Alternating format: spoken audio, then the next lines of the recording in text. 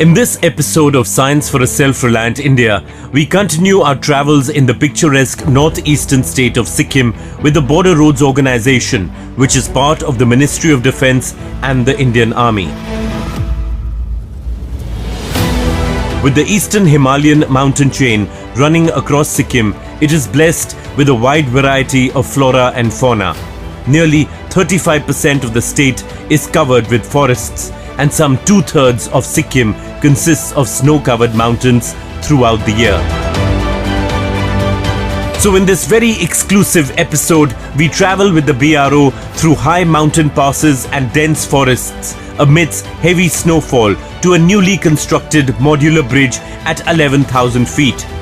The first Indigenous Modular bridge to be made in India.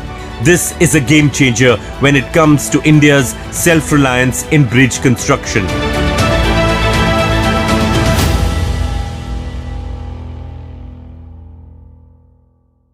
We are in Sikkim, and as you can see, we have the lake in the background and we are moving towards the Nathula Pass. It's about 18 kilometers, it's snowed in, and the height is from 10,000 feet to about 14,000 feet. Now in this episode, we are looking at roads, bridges, and roads and bridges, as you know, are the lifelines of social economic activity.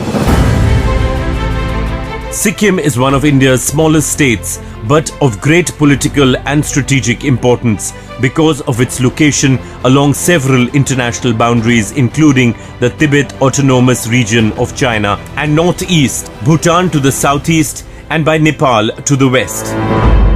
Project Swastik, which is stationed and located in Sikkim, has constructed a bridge in Flag Hill Dokala on 14th February 21, which is of modular type, and it is the first double lane bridge in the country where both way traffic can ply.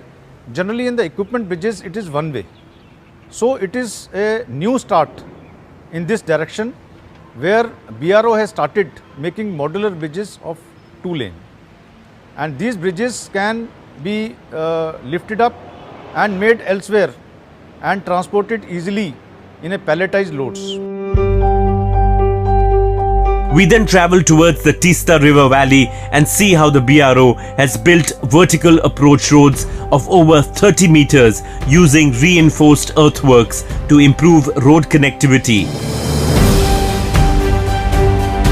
And then to a location where just on a sliver of road stretch, the BRO is making a series of bridges close to the Teesta's bank to build an alternative road to the border areas. Many of these are also initiatives and part of the larger Bharatmala Pariyojana, which is working to improve infrastructure and connectivity in the northeast of India with an emphasis on use of technology and scientific planning. To understand the challenges faced by the Border Roads Organization in building and maintaining roads and bridges in Sikkim, one needs to get an idea on the area's geographic and topographic profile. Essentially, Sikkim is a basin surrounded on 3 sides by steep and high mountains. There is little lowland, and the variation in altitude is extreme. Within a stretch of roughly 80 kilometers, the land rises from an elevation of about 750 feet or 225 meters at the Teesta River Valley to nearly 28,200 feet or 8,600 meters at Kanchenjunga, India's highest peak and the world's 3rd highest mountain. The Singalila range separates Sikkim from Nepal in the west, while the Dongkya range forms the border with the Tibet Autonomous Region of China to the east. There are broadly 5 vegetation zones in Sikkim which are consistent across the Himalayan mountain chain.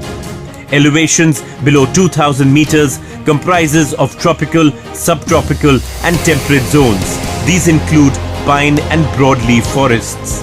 Between 2,000 and 3,000 meters is the temperate zone with forests of oak and rhododendron.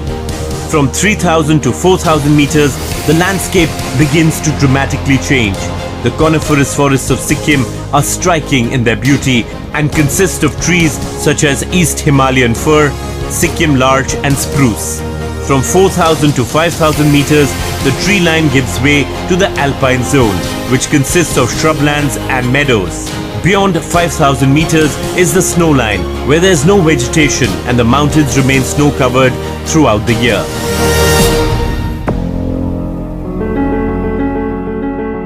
The changing vegetation and landscapes and how the tree line gives way to the snow line was a revelation as we made our journey from Sikkim's capital Gangtok towards the border areas on the Jawaharlal Nehru Road. At one stretch, we climbed from an altitude of 5,410 feet to 10,000 feet in just 15 kilometers. A feat made possible because the BRO has transformed this strategic road into one of the finest mountain highways in the world by leveraging technology, machinery and superior materials. In less than 2 hours, we arrived at the glacial Sumgo Lake, which means source of water, also called Changu Lake. It lay beautiful, mesmerizing and frozen, surrounded by snow-covered peaks and an expansive valley, which leads to the Nathula Pass at 14,100 feet on the Indo-Tibetan border. As we climbed further, the weather became colder, in fact frigid. Light sleet, snow and heavy fog made visibility difficult and the road dangerous. But these are the frigid conditions that the Indian Army and the men of the Border Roads Organization face every day. They are undeterred by weather systems. And in some ways, this was the perfect location to meet and interview the Chief Engineer of Project Swastik of the BRO, Brigadier S.P. Singh, to understand what it takes to work in these conditions and how science and technology was being applied in such remote areas to strengthen India's infrastructure. So when we talk about the weather and working conditions, it cannot get more tougher than this. We are at a height of over 14,000 feet in the upper reaches near the border areas of Sikkim. And with me is Brigadier S.P. Singh, who is Chief Engineer of Project Swastik. Brigadier, there's snow all around us. It's pretty much freezing. But these are the conditions under which your force works, whether it's the laborers, the Jawans or the officers. Tell us about the scope of your responsibilities and the conditions under which you work. As far as the scope of my work is concerned, Project Swastik is basically into the road construction, primarily in the East Sikkim and the North Sikkim. We are constructing roads, we are upgrading the roads because the mandate is that all the roads which are going towards the Indo-China border has to be of National Highway double lane specification. So most of the roads like the Zuluk axis, the JNM axis, the roads which are going to the North Sikkim as part of Bharatmala, all of them are now being upgraded to the National Highway double lane specifications. You have seen this area. This road is on which we presently travelled. This road also leads to the border area. And if you see you have rightly said, the weather conditions are actually bad. And I should compliment, and I am proud of my troops and my officers, my men, that they are working in such conditions and keeping the roads open, maintaining the roads, constructing the roads. You will see when you go on this road, even when it's snowing, the constructing activity doesn't stop, whether it is day or night. I am so proud of my men and my officers that they are doing such marvelous work, not only for the state of Sikkim, but for the development of this entire country, this entire nation. So, we are so proud of the Border Roads Organization and the time that they have given us and shown us the kind of work that and in so many ways, it is thankless work. And we are as a nation very, very grateful. The name of our show is Science for a Self-Reliant India. And that's going to be my last question, because it is cold. As you can see, it's misty and we need to get to a warmer place. But tell me, how is the BRO leveraging science and technology to make India self-sufficient and stronger infrastructurally? you see, science and technology is concerned, yes, it's a very important aspect of the road construction. We are going way ahead as far as the bridging is concerned. The GRSC, in consultation with the border roads, has developed a indigenous double lane modular bridge, which is going to reduce our dependency on longer span bridges as far as the import is concerned, and reduce the time in constructing the bridges. We are going in for the soil stabilization. We are going in for a higher specification of the roads. When I say higher specification of the roads, it's going to take more load, it will live longer, the roads, the slopes are going to get stabilized. There are a lot of trouble spots which we have identified here, and we are using the best technology and the latest technology for basically for the slope mitigation, avalanche protection, the sinking areas which are quite prominent in the state of Sikkim. So we are trying to leverage on the science and technology. We are trying to leverage on the advancement which has taken place, so that our roads, they don't fail, and the maintenance aspects and all that gets reduced, and the roads are open throughout, even during the monsoons and during the snowfall.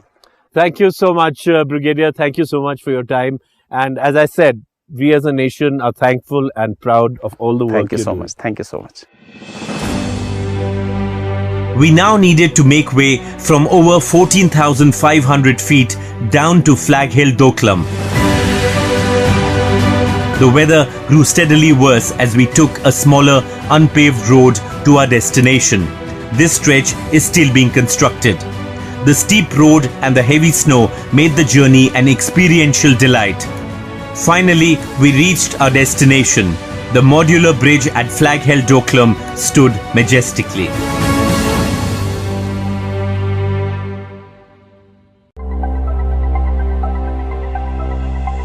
A major achievement of the BRO has been the construction of a massive modular bridge at an altitude of 11,000 feet in the Doklam border area of Sikkim. This is a major step towards enhanced infrastructural and road connectivity in this remote border area of the country. So what is a prefabricated modular steel bridge? Well, prefabricated means the bridge modules are fabricated in a plant and delivered to the field, ready to be quickly installed by minimal engineering and labor teams. एक तो limited working period है, 2 महीने के लिए हम लोगों को target दिया गया था, जो 1 महीने में We were given target of 2 months. In 1 month, we did substructure work, and in another month, we did superstructure work. We completed our task 1 week before the target. It's a single road with double lane bridge. To complete this was a complex task. इसके part shifting में बहुत समस्याएं आई थी इससे. In contrast to civilian bridges, the key to a successful military bridge is whether it can be erected in a short time by a small number of personnel. Therefore, a prefabricated modular steel bridge is a bridge that utilizes a steel superstructure, and to provide the needed load carrying capacity, metal triangles known as trusses are used. Given that a triangle cannot be distorted by stress, a truss gives a stable form capable of supporting considerable external loads over a large span. Trusses are popular for bridge building because they can use a relatively small amount of material for the amount of weight they can support. The individual pieces of a truss bridge intersect at truss joints or panel points. The connected pieces forming the top and bottom of the truss are referred to as top and bottom chords. The sloping and vertical pieces connecting the chords are collectively referred to as the web of the truss. The component parts of a truss bridge are stressed primarily in axial tension or compression.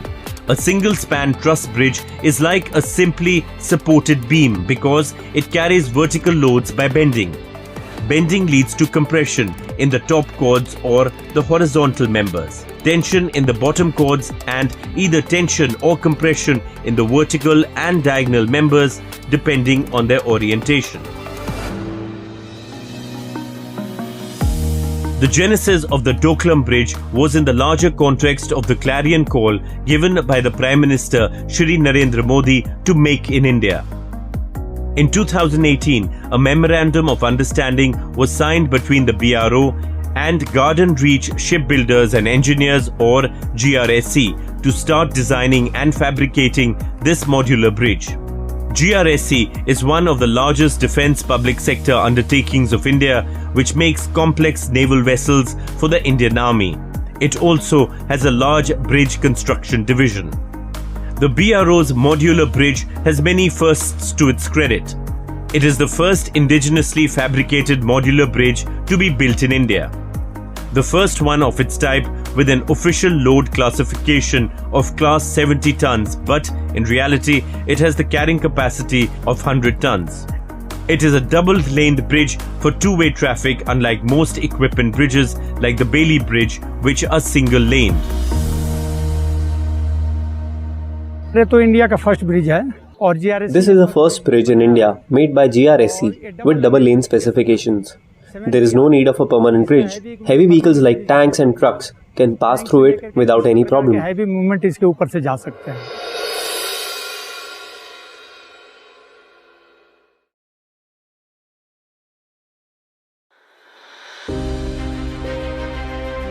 From Doklam, we make our way towards North Sikkim to an area called Kali Khola, using the excellent network of national and state highways, which are really the lifelines of Sikkim. They transport people, essential commodities, and provide access to the border areas where our troops are stationed. Many parts of Sikkim are prone to natural calamities like floods along the river valleys and massive landslides on mountain slopes because of the area's geologically brittle and steep slopes. The road infrastructure takes a heavy toll during the annual onslaught of the monsoons from April to September. In the higher elevations, once the rains stop, the winter season sets in from October to March end, bringing with it spells of heavy snowfall. Throughout the year, we are trying to maintain the connectivity of the roads. So many places we are doing the double laning, especially Rishi Rongli Kupup in 130 RCC. That is induction line of our armed forces. This road is connected with Rishi, Algada, Damding and Dalim. That road is around 180 kilometers. During heavy rains, many mountainsides, especially areas next to water channels, collapse or sink. Most places of this Sikkim area is sinking area, and this is very difficult. During the monsoon, most of the places are due to slides, that is closed. Our officer and Zawans, they are working for whole of the year 24/7, and road is through almost whole of the year without any problems. One such area is Kali Khola, which is on the Singtham Dikchu road, where a bridge which was completed in 2011 could not be used as a stable approach road leading to it could not be built.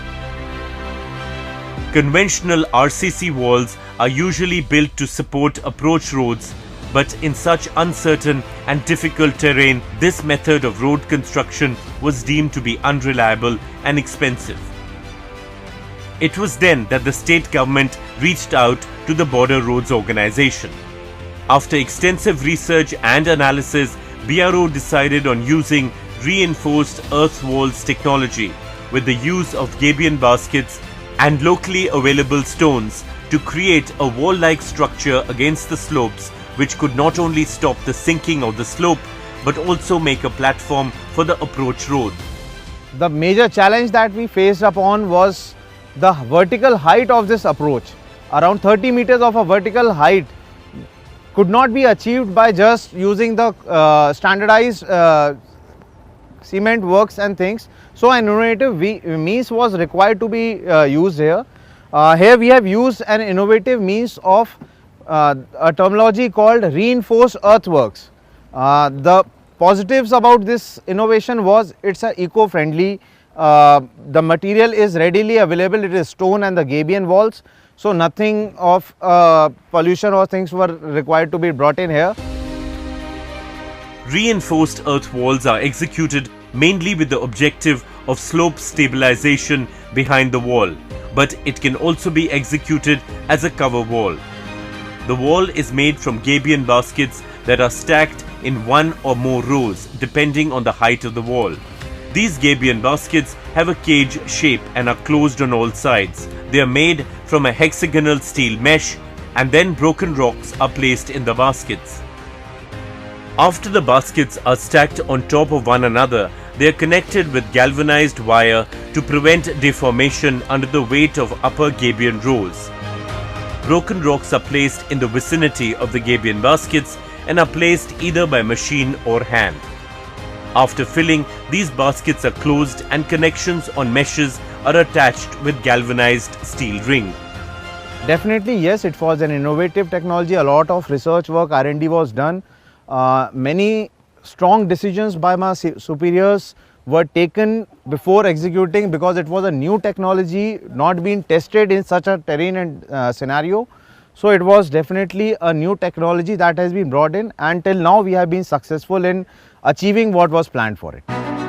These reinforced walls are designed using another innovative way by placing paracord to mitigate the occasional bulging of the stones from the gabion baskets. Technology that we use out here is gabion walls. The chain link fences wherein meshing up with each other walls, and the reinforcement being provided by a paracord. This paracord holds the two gabion walls by the friction force itself of its own weight and avoids bulging. So the approach road can take up the load of the traffic without getting bulged even in the rainy seasons and monsoons. So this technology would assist and is being predicted to be a long life solution to this problem. There are many advantages of using reinforced earth walls technology with gabion walls. Materials like rock and soil are locally sourced, bringing down costs of acquisition and transport significantly. And the most important feature of using this technique is water permeability. Gabion walls are permeable and are not damaged by the pressure of passing water, and the efficiency also increases in time.